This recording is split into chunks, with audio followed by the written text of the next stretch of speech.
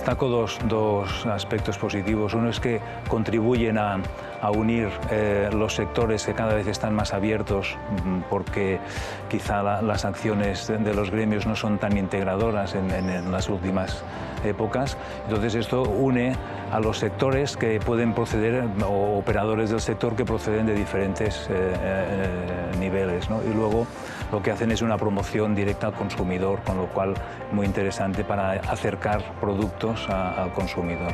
Yo creo que no se va a dejar nunca de hacer la coca de San Juan tradicional, porque las cifras lo avalan, nunca decrece, pero sí que es verdad que la nueva hornada de pasteleros creativos, estoy seguro que van a sacar nuevas tendencias, nuevas formas, nuevos sabores, basándose quizá de una manera abstracta en una coca de San Juan, como podría ser una de chicharrones, o la fruta confitada, o los piñones, o el palito de almendra ahora. Usamos ingredientes de toda la vida, naturales, harinas ecológicas y creemos que tiene un nivel muy alto. Bueno, los concursos para nosotros estamos súper contentos de que estén en auge, justamente porque aportan visibilidad al sector artesano, que es primordial para que se valorice, etc.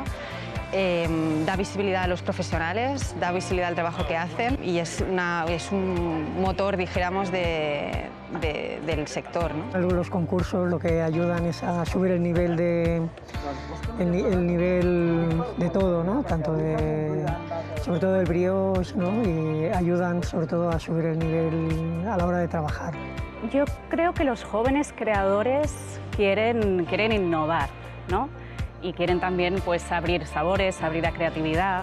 Creo que siempre habrá un punto de volver a la tradición, un punto de querer probar esa coca súper tradicional, pero que la gente joven va a querer pues jugar con nuevos sabores. Hay mucha gente que se está desviando a ese tema, a hacer las cosas más lentas y fermentaciones más largas y mejor sabor en las masas. Yo el tema de los concursos lo veo muy positivo en el caso, en el punto en que al final fomentamos esta competitividad dentro del sector, entre pastelería y panadería, y esto al final lo que nos da es subir la calidad y obtener productos finales de mayor calidad.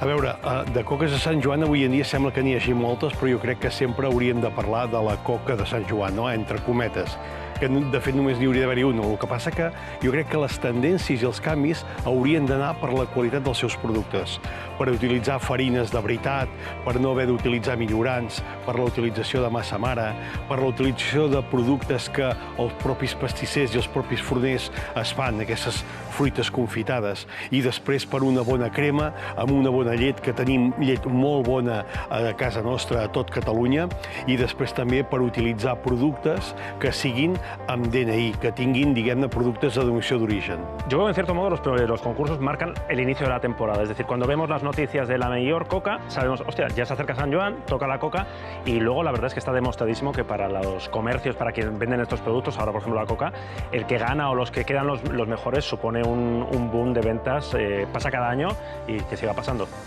Para hacer la coca tradicional no se ha notado mucho cambio de tendencia. La tendencia más notable es que cada vez se buscan los ingredientes de mayor calidad.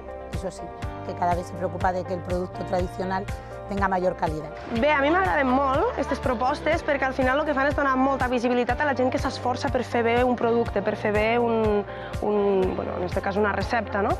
És molt interessant des del punt de vista del professional i també des del punt de vista del client, perquè el client sap perfectament té una orientació d'on trobarà un bon producte. I això són guies i són pautes per a tothom que ens ajuden moltíssim a veure... És un segell de qualitat. Com a positiu destacaria que generen, saps, és una motivació, jo crec, també pel professional, no? De dir, ostres, de posar-te una mica a prova, saber si realment la teva feina jutjada no també per professionals, o per gent que també estem dins del sector, que estem també a tastar i a valorar, i crec que és com una mena de motivació pel professional, i a la vegada crec que també és positiu de cara al públic, perquè si algú també busca, potser tu tens el teu forner o pastisser de tota la vida, però igual també dius, hòstia, vaig a provar una de nova, i és veritat que si tu tens un concurs, un llistat, un rànquing al qual pots recórrer, doncs crec que és positiu per per poder això, no? De dir, doncs coneixerem algú més, no? O sortirem una mica del circuit del que ja conec. Sí, pienso que sí. Para dar a conocer nuestro trabajo, son en los sitios donde nos encontramos todos los profesionales, es importante, pienso, que haya concursos y cada vez más, por supuesto. Jo crec que creixerà. Creixerà. Sí, perquè la coca de Sant Joan crea una addicció. I al crear una addicció, diguem, això es transmet de pares a fills, també. Penso que els concursos són fonamentals per al sector, no? Perquè al final, sense els concursos, penso que no hi hauria aquest afany d'anar més enllà i de sempre tenir un producte top, no? Un producte de 10.